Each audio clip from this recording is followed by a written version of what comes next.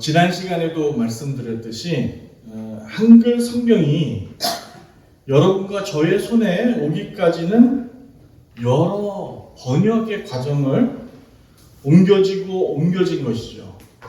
그렇죠? 무시할 수 없는 역사적인 팩트고 사실인 겁니다.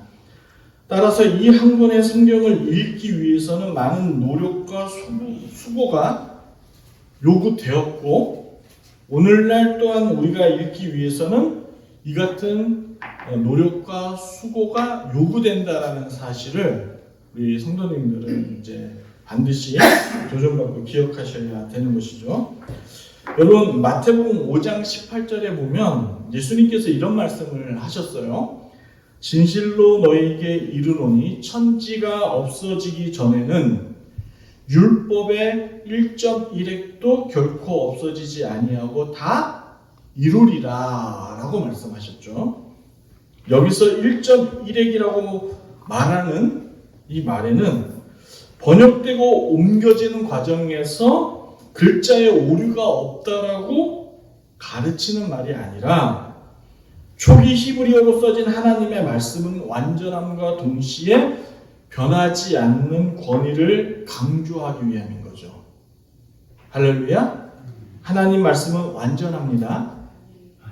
여러분, 제가 이게 번역되고 또 우리 가정에서 옮겨지는 가정 가운데 오류가 전혀 없을 수 없다라고 말씀을 드렸지만, 그러면 하나님 말씀은 믿을 만한 게 못 되네 라는 게 아니에요. 제가 말씀드렸듯이 그러나 본질적으로 이 안에 담겨져 있는 하나님의 의도, 말씀은 완전하고 그 권위 역시 변함이 없다는 사실을 우리는 인정할 수 있어야 하는 줄로 믿습니다. 예를 들어 한번 볼게요. 제가 화면에 한번 비춰보시면 창세기 1장 1절 말씀을 기록해 놨어요. 태초에 하나님이 천지를 창조하시니라. 여기서 이제 히브리어는 이렇게 읽는 것이 아니라 저 끝에서 반대로 이렇게 읽어야 되는 거예요. 그런데 여기서 1.1획이라는 것은 자음 아래를 보면 그 첫 번째 글자 보면 무슨 그라는 글자 안에 안에 점이 있고 밑에 점 두 개가 있죠. 그리고 어떤 거 글자에는 이렇게 이제 눈물 표시 같은 걸로 두 개 이렇게 선 그어져 있고, 보이시죠? 네, 이렇게 점은 어떤 거는 하나가 찍혀 있고 두 개가 찍혀 있고 여러 개가 찍혀 있고, 여기서 큰 글자는 자음이고 점이나 선은 모음이에요. 가나다라, 아하하, 오 이런 것처럼 자음과 모음인 거예요. 그래서 이게 점이 하나냐 두 개냐에 따라 아가 되고 거가 되고 또 의가 되고 우가 되고 오가 되고 그러는 거예요. 그러니까 여기서 1.1획이라는 말은 이 뜻을 갖고 있는 거예요. 왜 그러냐면 오늘날처럼 인쇄술이 발달되지 않는 그 당시에는 여러분 잘 아시는 것처럼 종이가 있었습니까? 없었습니까? 종이는 없었죠. 한참 후대에 만들어진 거예요. 그러면 어디다가 썼을까요? 나무 껍질이나 어떤 동물의 가죽이나 파피루스라는 말 들어보셨죠? 그것이 양의 가죽인 거잖아요. 그런 데다가 썼단 말이에요. 또한 펜이 좋았을까요? 오늘날처럼? 아니죠. 그러니까 이 글자가 변할 수가 있어요. 그럼에도 불구하고 주님께서 1.1획도 변하지 않는다, 결코 없어지지 않는다라는 말은 하나님께서 인류에게 주시는 계시의 말씀, 자신을 드러내시고 이 땅을 창조하시는 가운데 만드신 하나님의 창조 질서는 변함이 있다 없다. 남자는 남자다. 할렐루야. 여자는 여자다. 할렐루야. 이 창조 질서는 변함이 없다라는 것을 이야기하는 것이죠. 그러므로 성경을 잘 읽는 훈련은 성도들에게 반드시 필요할까요? 안 필요할까요? 필요해요. 여러분, 한글이지만 쉽습니까? 어렵습니까? 어려워요. 왜냐하면 외래어가 많잖아요. 그리고 저 지구 반대편에 지명들이 많이 나와 있잖아요. 예를 들어 제가 진짜로 터키를 갔었는데 2008년도에 우리는 이제 에베소 이렇게 지역을 가리키잖아요. 에베소가 어디예요? 그 지역 주민들에게 물었더니 못 알아듣습니다. 왜 그럴까요? 지명이 다르기 때문에 에페소 이렇게 불러야 알아듣는 거예요. 그러니까 한글을 번역하는 가운데 한글로서 번역되어져 있는 말들이 많은 거예요. 여러분 저 중동 가서 베드로 알아요? 베드로 알아요? 그럼 몰라요? 그쵸? 베드로는 우리말인 거예요. 그런 것처럼 우리가 성경을 읽기 위해 필요한 훈련 과정들이 필요하고 여러 자료들이 요구되는 거예요. 그래야 비로소 어떻게 해요? 성경을 읽을 때 성장할 수 있는 힘이 되는 거죠. 어쨌든 간에 우리 성도님들은 이 같은 훈련이 되었으면 합니다. 그리고 이 같은 성경 읽기의 훈련의 시작은 성경을 자주 가까이 하는 것으로 여러분 믿으시기 바랍니다. 그렇게 비로소 성장하는 거죠. 사랑하는 여러분, 그러므로 특히 이 여러 장르에 속해 있는 이 요한계시록, 그러니까 풍부한 자료가 요구되는 이 요한계시록을 읽는다라는 것이 쉽지가 않아요. 그래서 제가 톡에다가 우리 교회 단톡에다가 했잖아요. 사무엘 이제 상하가 끝나면서 신약을 하려고 하는데 어디 말씀을 읽기를 원하십니까? 라고 물었을 때 우리 한 장로님께서 요한계시록을 봤으면 좋겠다. 그리고 30년간 신앙생활하는데 요한계시록을 단 한 번도 설교를 들은 적이 없다라고 말씀하셨을 때 그런 일들이 왜 있을까요? 목사님들이 무식해서요? 그렇기보다는 정말 조심해서 다루고 이것을 설교하기 전에 앞서 정말 많은 공부가 요구되기 때문에 그렇습니다. 여러분, 요한계시록은 이제 예수님이 돌아가시고 나서 한 100년 가까이 AD 90년경에 사도 요한에 의해 쓰여진 거란 말이죠. 그리고 그 사이에 어떤 사건이 벌어졌냐면 예수님께서 복음서에 이 같은 예언했죠. 예루살렘 성을 향하여 성전을 향하여 그 돌이 하나도 남김없이 흩어지리라 라고 얘기했어요. 그러니까 그 사이에 AD 70년에 로마에 의해 예루살렘이 완전 파괴되는 사건을 거친 거죠. 여러분 1세기경 로마 식민지 하에 있던 유대 사회를 우리가 무시해서는 안 돼요. 그 당시에, 그러니까 AD 90년 이 요한계시록이 쓰여졌을 때의 사도 요한과 그 당시 초대 교회가 그 당하에 있는 그 상황들, 그 여건들을, 배경들을 반드시 이해해야만이 요한계시록을 읽어나갈 수 있는 것이죠. 뿐만 아니라 그 당시의 문화, 그리고 그 문화에는 언어 문화를 이해해야 돼요. 제가 우리 20대 딸들이 있지만 정말로 같은 한글을 쓰지만 못 알아들을 때가 많아요. 그런 것처럼 그 시대의 문화와 또 경제적인 상황이라든지 정치 상황들을 이해하지 않으면 요한계시록을 읽어나가기가 쉽지 않다라는 것을 도전받게 되는 것이죠. 그것뿐만이 아니었어요. 당시 유대는 로마의 지배 속에 있었죠. 근데 거기에 또 한 가지 그들을 경제적인 문제, 정치적인 문제뿐만 아니라 유대인들의 정체성을 흔드는 놀라운 도전을 로마로부터 받고 있었어요. 그것이 뭐냐면 유일신 사상이었어요. 오직 참신은 누구예요? 하나님이죠. 근데 로마는 아니다라고 얘기해요. 다 신들을 이야기함과 동시에 그 신 중에 King of Kings라는 말이 왜 나왔느냐? 그 당시에는 황제가 신 중에 참신이었어요. 황제가요. 그래서 이제 우리가 앞에 7교회를 배울 텐데 7교회들마다 그 지역에 뭐가 있냐면 우상이 있었어요. 네, 그 대표적인 우상들이 어떤 우상이었을까요? 황제를 섬기는 우상들이었죠. 황제를 섬겨야 되는 거예요. 그 황제를 섬기지 않으면 어떤 문제가 일어났냐면 그 당시 초대교인들은 먹고 사는 문제에 어려움을 봉착하게 돼요. 그러니까 쉽게 그 공동체 사회에 들어가지 못하고 경제 활동을 할 수 없는 핍박과 어려움을 겪게 되는 것이죠. 그러니까 로마 지배 아래에서의 이 평화와 번영이란 여러분들이 과거 역사책 가운데 배웠을 거예요. 팍스 로마나라는 말 혹시 들어보셨죠? 팍스 로마나라는 말을 들었어요. 이게 뭐냐면 제국주의인 거예요. 로마의 제국주의를 이야기하는데 이 로마 지배 아래서의 참된 복음은 제국을 숭배할 때에 그게 진정한 복음인 거예요. 우리가 여기서 이제 복음이라는 단어의 유래를 배우게 될 거예요. 다음 시간에 유한겔리온이라는 말을 배우게 될 텐데 이 복음이 어디서 온 말이냐면 여기서 따온 말인 거예요.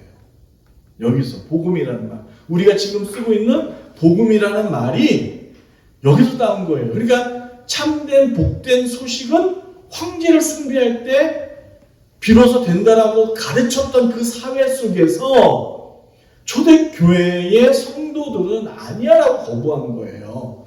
진정한 복음은 예수 안에 있다라고 얘기한 거죠. 그러니 그 당시 시대에 가르침과 대치했을까요? 대치하지 않았을까요? 대치하는 거죠. 갈등이 일어나는 거예요. 그러니 그 시대를 지배했던 로마는 이러한 도전되는 그러한 가르침을 억누르기 위해서 어떻게 했을까요? 군대를 동원한 거죠. 권력과 힘을 동원하여 제압해버리려고 했던 겁니다. 로마를 인정하고 황제만을 참된 신임을 믿을 때 비로소 평화와 번영을 누리게 된다는 왜곡된 진리 앞에서 신앙을 지켜나가야 하는 성도들의 고달픈 삶을 다룬 이야기가 요한계시록이에요. 그렇게 죽음 앞에서도 그들은 어떻게 믿음을 지키고 신앙을 지켜나가고 배교하지 않을 수 있었을까라는 것이죠. 만약에 이 같은 로마의 정책을 따르지 않으면 어떻게 되는 거예요? 죽음인 거예요. 두 가지밖에 없었어요. 사느냐, 죽느냐인 거죠. 살기 위해서는 신앙을 버려야 되는 거고, 죽기 위해서는 신앙을 지켜야 되는 거예요. 그러니까 신앙을 지키면 곧 죽는 거예요. 이러한 현실이 요한계시록, 이 계시록을 썼을 때의 상황인 거예요. 우리가 여기서 보면 사도 요한이 어디서 이 글을 씁니까? 9절입니다. 여러분 성경책 한번 보세요. 9절입니다. 9절을 한번 여러분의 목소리로 크게 읽습니다. 시작.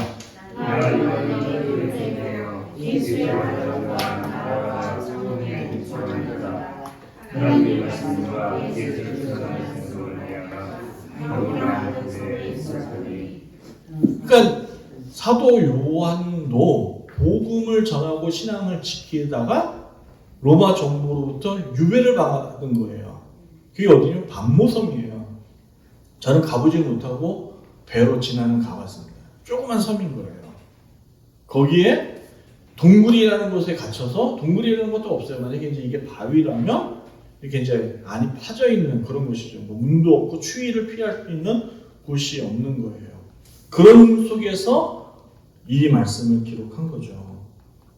따라서 이런 거예요. 이 같은 현실 앞에 신앙을 지키고 전파한다는 것은 당시로서는 불가능한 일인 겁니다. 그런데도 초대교회가 신앙을 지켜나갈 수 있었던 그 힘, 그 원동력은 다름 아닌 종말 신앙이었어요. 종말 신앙. 종말 신앙은 결국 예수님께서 다 이루신 그 길을 여러분 성도가 그대로 걸어가기만 하면 되는 거였어요. 이게 종말 신앙이에요. 그러므로 종말 신앙은 성도를 두렵게 만들거나 조바심을 극대로 높여서 성도의 삶을 불안하게 만드는 그러한 엉터리 신앙이 아닌 거예요. 오히려 차분해지고 안정되는 거죠. 힘든 인생의 여정을 우리가 어떻게 버텨나갈 수 있을까? 그리고 이 삶을 우리가 신앙으로 어떻게 이겨나갈 수 있을까? 우리의 롤 모델이 예수님께서 보여주신 거예요. 그래서 1장 1절에 누구의 계시라고요? 예수에 계신 거예요. 예수님 우리의 모델인 거예요. 그래서 이 요한계시록을 읽으면 읽을수록 누가 보여야 된다고요? 예수님이 보여야 돼요. 자꾸 요한계시록을 읽는데 무슨 환상이 보였네, 다른 것이 들리네 하는 것은 사도 요한이, 그러니까 예수계시록, 예수님께서 이 말씀을 통해서 우리에게 요구한 삶의 방향이 아닌 다른 방향으로 가는 거예요. 박태선이 될 수 있는 거고, 이만희가 될 수 있는 거고, 그리고 또 안상홍이 될 수 있는 거예요. 지금 감옥에 가 있는 한학자가 될 수 있는 거예요. 네. 그러므로 우리가 조심해야 되는 것이죠. 따라서 요한계시록을 잘 읽고 건강한 종말론을 가지기 위해서는 놓치지 말아야 될 것이 여러 개가 있는데, 그 중에 오늘 첫 번째, 숫자가 가지는 상징의 의미를 배워야 돼요. 숫자가, 요한계시록은 숫자가 많이 나오죠. 7을 비롯해서 666, 또 그 신천지가 잘 말하는 14만 4천, 이런 것들. 그러니까 이러한 의미와 상징들을 이해하려면 우리의 상황에서 이해하면 안 되는 거예요.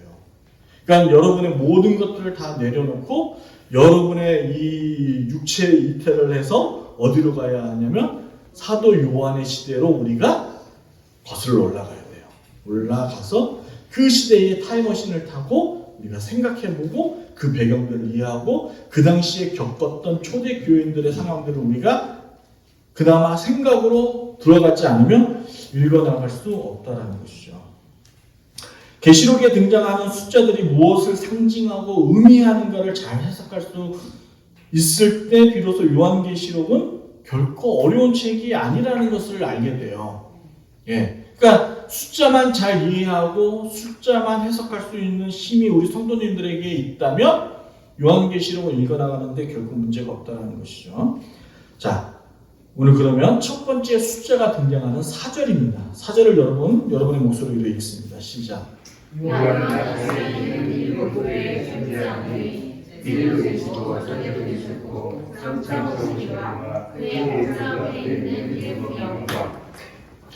여기서 7교회는 알겠죠.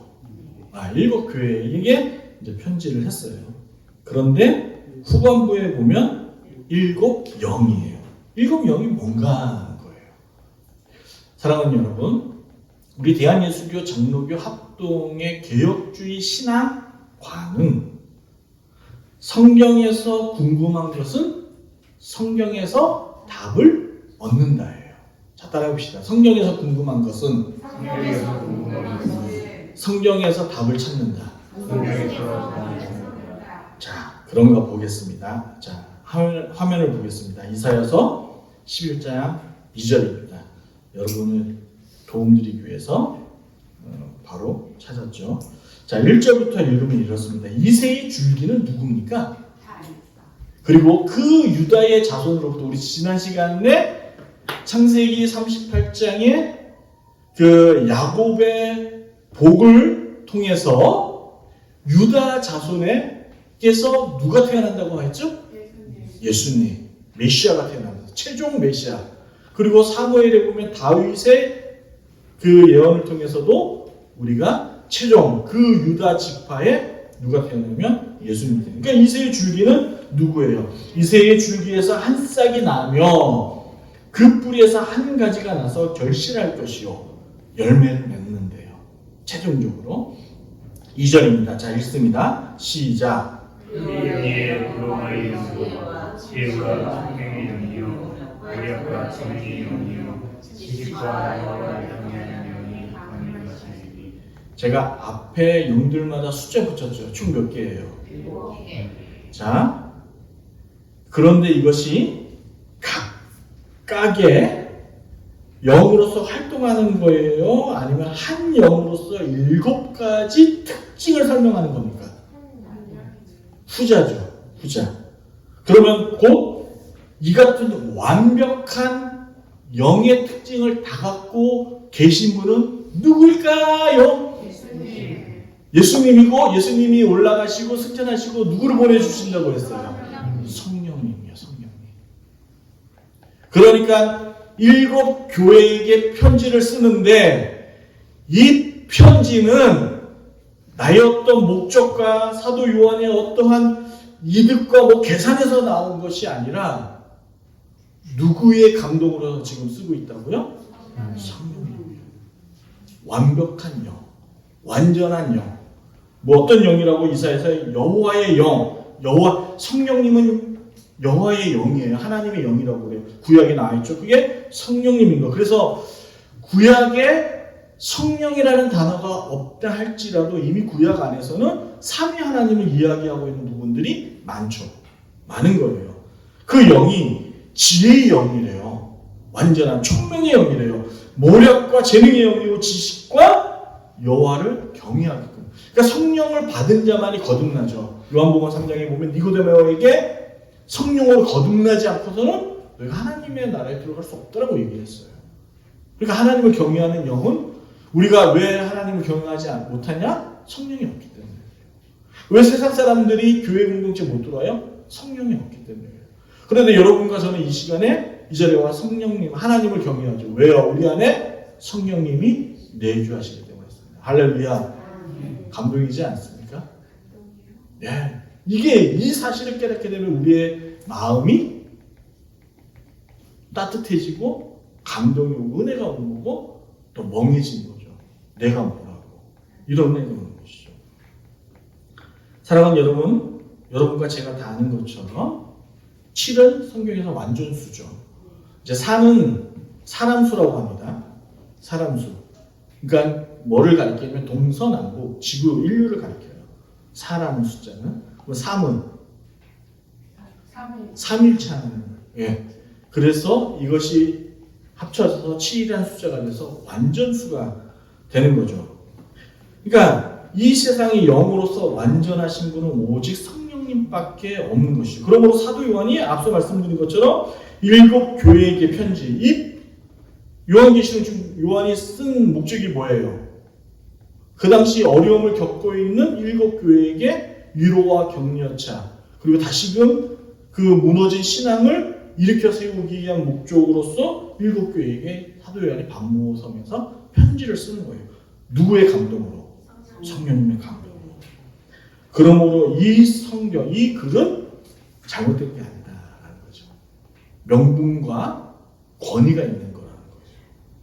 그러므로 너가 읽어서 유익한 책이라는 것을 사도 요한이 이 앞에 쓰는 거죠. 사랑하는 여러분, 지금 현재 우리가 오늘 읽었던 1절부터 8절까지를 요한계시록의 개요요 서론이라고 학자들이 구분했습니다. 그래서 9절부터가 이제 본론으로 들어가는 거죠. 그런데 우리가 앞서 뭐 다 학교 다니시고 공부하셔서 아시겠지만 우리가 개요와 개념과 그런 것들이 서론이 정리가 되지 않으면 본론을 읽어 나가는데 잘못 읽어 나갈 수가 있는 거예요. 앞서 설명드렸듯이 이게 누구의 책이라는 거예요. 누구를 계시한 책이라는 거예요.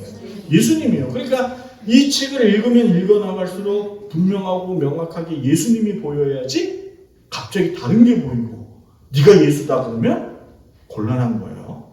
예? 그 사람 이상한 거예요. 그러면 안 된다는 거죠. 그래서 정확히 이해하고 넘어갈 필요가 있는 거예요. 왜냐면 여기에 이미 1절과 8절 안에 핵심 주제를 다 다루고 있는 것이죠. 대충 어설프게 이 서론을 이해하면 이어지는 본론이 흔들려요. 다른 방향으로. 아까 말씀드린 것처럼 예수님이 안 보이고 다른 것이 보이게 되는 것이죠.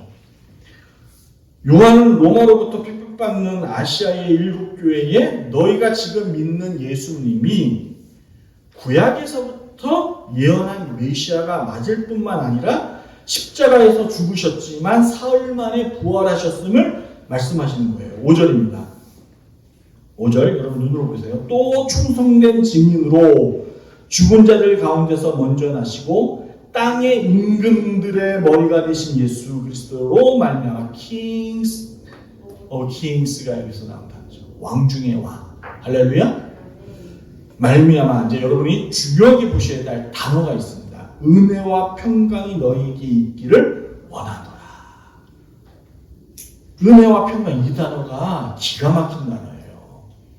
여러분 워낙 교회 안에서 보편적으로 은혜 있기를 원해 받았습니다. 은혜 있기를 원합니다. 평강 있기를 원합니다. 라고 자주 사용하고 하니까 이 의미가 얼마나 존귀하고 값어치 있는 단어인지를 모르고 우리가 쓸 때가 많다는 거죠. 여러분, 여기서 먼저 우리가 이제 봐야 될 것이 충성된 증인이란 이 단어는 이미 구약에로부터 신약에 이르기까지 보세요. 이어서 뭐라고 해요? 죽은 자들 가운데서 라는 표현을 썼죠. 그러니까 순교자를 이야기하는 거예요. 복음과 하나님의 나라를 위하여 그 목숨을 다 바쳐 죽은 충성된 주님의 종들을 가리키고 있는 거예요. 그런데 이 죽은 자들 가운데서 먼저 사신 첫 열매가 있죠. 누구예요? 예수 그리스도를 얘기하는 거예요. 부활로서. 그가 우리들의 왕 중에 왕으로서 그가 그로 말미암아 예수님으로 말미암아 은혜와 평강이 너희에게 있기를 원한다라고 얘기를 하는 거예요. 그런데 이 은혜와 평강은 부활하신 예수님을 믿고 바라볼 때 비로소 가지게 되는 신비한 능력이라는 거예요. 한글로 은혜요, 한글로 평강이니까 뭔 말인지 알겠다가 아니라 실제적으로 이 단어가 여러분 삶 속에서 에너지로서 작용하려면 그런 예수 앞에 거하지 않고서는 예수 안에 있지 않고서는 결코 발휘되지 아니하는 신비한 힘이라는 것이죠. 자, 이제 보세요. 여기서 하나하나씩 제가 설명해 드릴게요. 여러분이 잘 아는 은혜라는 단어는 값없이 대가 없이 주는 것을 얘기하는 거예요. 그쵸? 잘 아시죠? 그런데 이 당시 요한계시록이 써졌을 때에 그 당시는 로마가 제국에 의하여 온 세상을 지배하고 있는 그 시대였죠. 그러니까 이 은혜와 평강이라는 단어 역시 그들도 썼어요. 여러분, 그들이 쓰는 말의 의미는 뭐냐면 이런 거예요. 어떤 권력에 의해 주어지는 은혜를 얘기하는 거예요. 여러분, 영화나 어떤 거 보면 악인들이, 빌런들이 어떤 이제 그 상대를 위해서 네가 지금 숨쉬고 살아있는 것은 내가 너를 죽이지 않아서야 라는 그런 대목 같은 거 들어봤죠? 네, 그와 마찬가지예요. 로마의 지배 하에 바쳤던 그 시민들의 그 은혜는 누구로부터 오는 겁니까? 로마의 권력으로부터 오는 거예요. 네, 더 나아가 황제로부터 오는 은혜인 거죠. 그러니까 힘에 굴복한 은혜인 거죠. 힘에 의해서 만들어지는 바로 은혜이자 평화를 얘기하는 거예요. 평화 역시 황제 앞에, 로마의 모든 정책 앞에 굴복할 때 비로소 주어지는 평화를 이야기하는 겁니다. 그런데 여러분, 사도 요한은 예수님의 가르친 말씀을 떠올리면서 아니야라고 얘기를 하는 거예요. 세상 법칙이 아닌 하나님 나라 법칙을 따를 때 비로소 이 세상의 진정한 은혜와 평강을 누리게 된다는 거죠. 자, 그러면 세상이 말하는 은혜와 평화, 그리고 하나님 나라, 예수님이 가르친 은혜와 평화가 차이가 무엇인지를 봐야 돼요. 화면을 보겠습니다. 마태복음 5장입니다. 제가 과거 산산수훈으로도 여러분에게 가르쳤는데 세상은 이렇게 가르칩니다. 또 눈은 눈으로, 이는 이로 갚으라 하였다는 것을 너희가 들었다. 이것이 세상의 법칙이에요. 근데 나는 너희에게 그렇게 말하지 않는다. 악한 자를 대적하지 말라. 누구든지 네 오른편 뺨을 치거든 왼편을 돌려대며 또 너를 고발하여 속옷을 가지고자 하는 자에게 겉옷까지도 가지게 하며 또 누구든지 너를 억지로 오리로 가게 하거든 그 사람과 심리를 동행하라. 자, 첫 번째, 이거 제가 과거에 말씀드렸어요. 중동 팔레스타인 땅은 딱 구분되어 있습니다. 오른손은 긍정적인 일에 쓰는 거예요. 밥 먹을 때, 사람을 칭찬할 때, 악수할 때, 즐겁고 행복할 때 오른쪽을 쓰는 겁니다. 왼쪽은 부정적인 거, 치욕적이고 모욕적인 거 딱 쓰는 거예요. 자, 우리나라 개념에서는 귀싸대기를 때릴 때 어떻게 돼요? 그냥 오른손으로 그냥 손바닥으로 팍 때리죠. 이 당시 팔레스타인 문화는 그렇게 때리는 게 아니에요. 오른손으로 손등으로 오른뺨을 이렇게 내리치는 거죠. 그렇죠? 그런데 오른뺨을 맞은 사람이 왼뺨을 대래요. 그러면 이 사람은 어느 손으로 내리쳐야 됩니까? 오른손으로 손등으로 쳐야 돼요. 그런데 오른손은 어느 때만 쓰는 거라고요?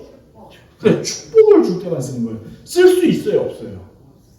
그 위로 오른 왼뺨을 대는 순간 폭력이 멈춰서는 거죠. 폭력이 멈춰서는 거예요. 다시 말해, 결코 자신의 희생 없이는 폭력을 멈춰설 수 없다는 것이 예수님이 가리키는 은혜이자 평강이라는 거죠. 내가 희생할 때 비로소 전쟁은 멈춰서는 거예요. 지금 저 중동 땅에 지금 끊임없이 전쟁이 일어났어. 우리 손장모님 하루하루가 막 주유소 갈 때마다 심장이 떨리게 만들잖아요. 기름값이 막. 그쵸? 네? 이렇게 만드는 이 상황들이 지금 왜 일어나고 있어요? 어느 한편도 지금 희생하려고 하지 않잖아요. 또 협상이 결렬됐죠. 안 됐어요. 오늘 오다가 뉴스 봤는데 그 인도 그 유조선에다가 그 이스라엘 혁명주의자 미사일 쐈다고 얘기 나왔죠. 왜 어느 한편도 자신들이 희생하려고 안 합니다. 힘 있는 자만이 힘으로써 굴복할 수밖에 없는 사회가 되는 거죠. 이게 바로 하나님 나라와 세상의 차이인 거죠. 자, 두 번째, 속옷을 뺏고자 하는 자에게 겉옷까지도 주라는 말은 관용을 이야기합니다. 관용. 그러니까 용서를 바탕으로 관용인 거죠. 이웃을 향한 긍휼함을 가질 때 나타나는 사랑의 표현이 관용 아니겠습니까? 그러니까 이웃이 어떠한 잘못을 했을 때 그것을 나무라고 탓하기보다는 오히려 감싸주고 보호해주는 겁니다. 저는 이 말씀을 또 오늘 읽다가 오늘 아침에 이제 차에서 저희 가족들과 있었던 이야기를 통해서 다시금 회개케 하시죠. 회개케 하시는 거예요. 끊임없이 벌어지는 거예요. 그러니까 용서는 끊임없이 우리가 주어진 우리의 과제이자 숙제가 되는 거죠. 여러분, 우리가 관용을 제일 못 베푸는 사람들이 누구예요? 가족이죠, 가족. 그리고 내 옆에 있는 이웃들인 거죠. 제일 안 되는 거예요. 긍휼함이 안 되는 거예요. 여러분, 이웃의 자기의 잘못을 깨닫고 뉘우치게 하는 방법은 관용을 베풀 때예요. 품을 때 된다는 사실을 아는 거죠. 근데 안 돼요. 나도 자존심이 있거든요.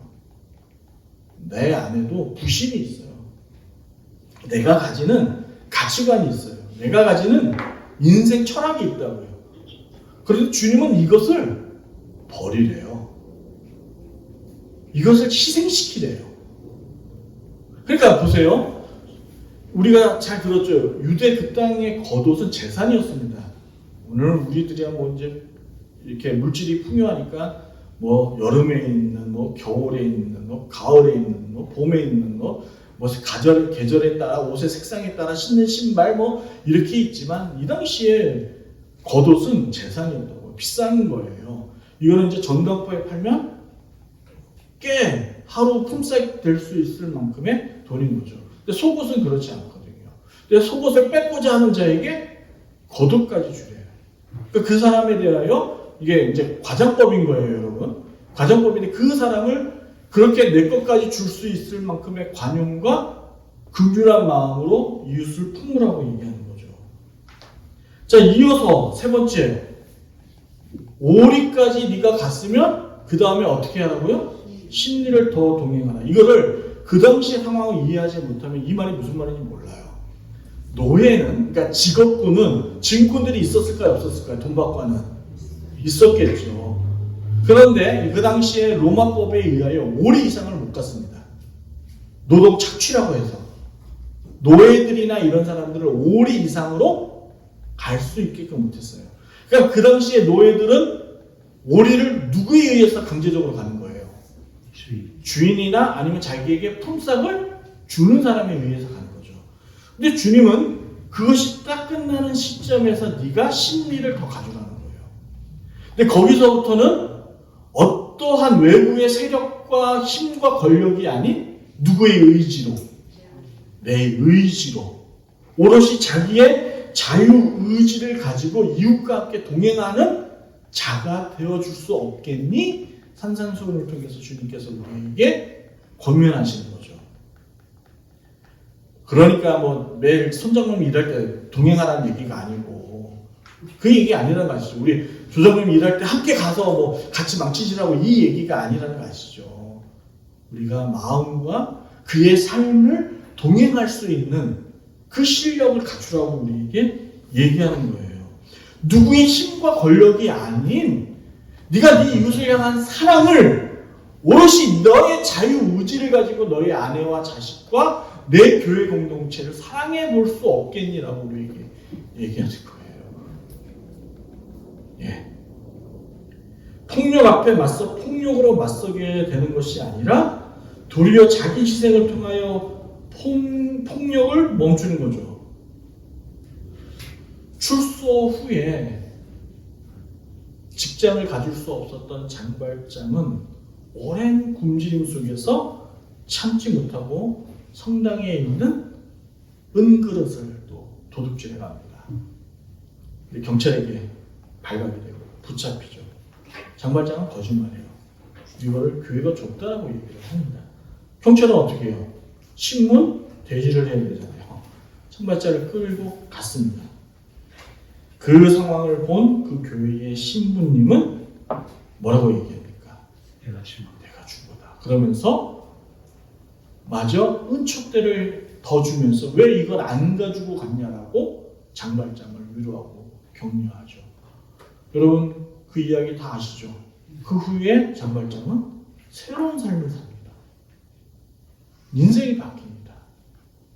여러분 폭력이 사람을 바꾸는 것이 아니라 따뜻한 마음이 사람을 바꾸는 거예요.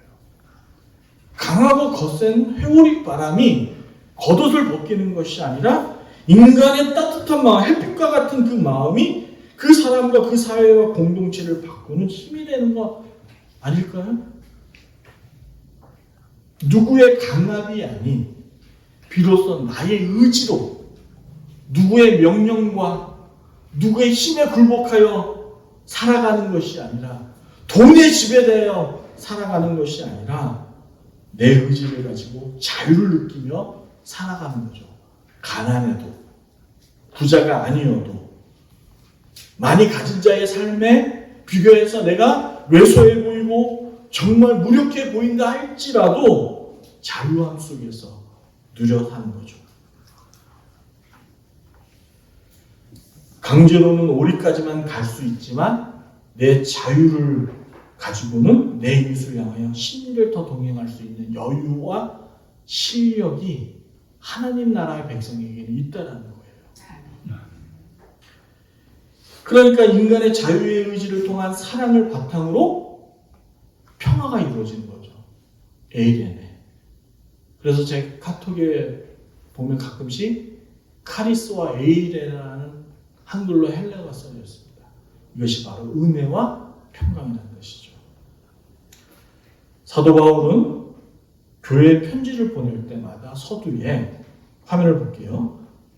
하나님 우리 아버지와 주 예수 그리스도로부터 은혜와 평강이 너에게 있을지어다 라고 갈라디아서를 비롯해서 그의 서신서 앞에는 바로 이 은혜와 평강이 너에게 있을 것이다 라고 얘기해요.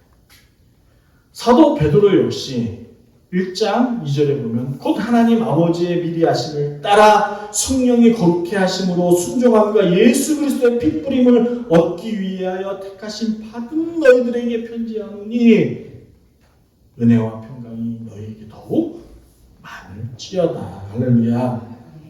어떤 의미를 얘기한 거예요? 예수님께서 팔복 산산수훈에서 앞서 그 은혜와 평강을 하나님 나라의 품격과 하나님 나라의 그 고귀함과 그것들을 가지고 말씀하신 거죠. 그러니까 이 제자들 역시 다르지 않고 예수님의 가르침과 동일하게 하나님 나라의 은혜와 평강을 사도들도 동일하게 자신들에게 맡겨진 교회들을 향하여 가르친 거 아니겠습니까? 어떤 상황에서 온갖 핍박과 배고픔에도 성도가 이 같은 하나님 나라의 백성으로서의 품격을 가지고 견디는 거예요. 그 사회를 지켜내는 거예요. 교회를 버텨나가는 것이죠. 그런데 이 힘이 어디에 있다고요? 예수 그리스도에 있다. 예수 그리스도. 예수 그리스도를 믿을 때 되는 거죠. 다시 말해 온 우주의 시작이며 끝이 되시는 주님이 다시 오시기 때문에 버틸 수 있는 거죠. 이게 종말신앙인 거죠. 할렐루야. 사랑하는 여러분, 8절입니다. 하나님은 사도 요한에게 자신을 다음과 같이 소개합니다. 여러분의 목소리로 읽습니다. 시작. 주 하나님 주께 땅에 말하여 그래가라 이제 지금 벗으면 내게로 성성으로 주성상으로 전능한 자라 하시다가 자, 22장 요한계시록 22장 13절을 여러분 핍니다. 여러분의 목소리로 읽습니다. 나는 알파오고 처음과 마지막이요 시작과 끝이니라. 이게 히브리어 헬라어 문법의 수미상관이라는 문법인 거예요. 그러니까 처음 시작할 때 본론에서, 그러니까 서론에서도 이 주제를 다루고 다시금 결론에서 이 주제를 다뤄서 이 글을 읽는 독자들로 하여금 다시금 상기시키는 거예요. 기억법을 되돌리고, 이게 이제 유태인들의 학습법이거든요. 계속 반복해서 학습되어서 그것이 상기되게끔. 그러니까 신명기 보면 하나님의 말씀 어떻게 해요? 내 미간과 오른편에 두어. 이게 무조건 말씀을 이마에 받고 오른편에 둔다고 하는 거예요. 그 얘기가 아니라 자주 읽으라는 거죠. 접하라는 얘기인 거죠. 이게 기억을 갖게끔 만드는 것이란 말이에요. 그러니까 이 수미상관을 씀으로써 뭐예요? 끝에 결론 부분에도 주님은, 삼위 하나님은 알파요 오메가라는 거예요. 그러니까 헬라어의 첫 자가 알파고요, 끝이 오메가라는 거예요. 이게 무슨 뜻이에요? 온 우주의 시작이 누구냐? 하나님입니다. 제가 앞서 창세기 1장 1절 말씀을 했어요. 태초에 누가 계셨어요? 요한복음의 1장의 서두가 어떻게 시작합니까? 태초에 말씀이 계시니. 우주의 시작이, 인류의 시작이 누구예요? 하나님인 거예요. 자, 그럼 오메가는 뭐예요? 끝은 뭐예요? 마지막은 뭐예요? 그러니 그 끝 또한, 그 마지막 또한, 그 종말 또한 누가 마치신다고요? 하나님이요. 하나님이요. 그런데 그의 백성들은 누구 울타리 안에 있는 거예요? 하나님 울타리 안에 있는 거예요. 그러니 우리는 안전하다, 불안전하다? 안전하다. 안전하다. 이 얘기인 거예요. 이게 바로 요한계시록이 우리에게 주는 놀라운 은혜인 거죠. 평강인 거죠. 은혜가 오십니까? 평강이 찾아오십니까? 네. 그러니 이 힘들어도, 이 세상이 버거워도, 하루하루 살아가는 것이 눈물겨워도 버티고 이겨낼 수 있는 그 신앙인의 힘은 이 건강한 종말론에서 오는 거예요. 우주의 시작이며 그 끝이신 삼위 하나님께서 오늘도 나와 함께 임마누엘 되시고 동행하시고 함께 하심으로 나는 어떻다? 안전하다. 안전하다. 그 은혜가 여러분과 제게 있음을 믿는 여러분과 제가 되기를 주의 이름으로 축복합니다.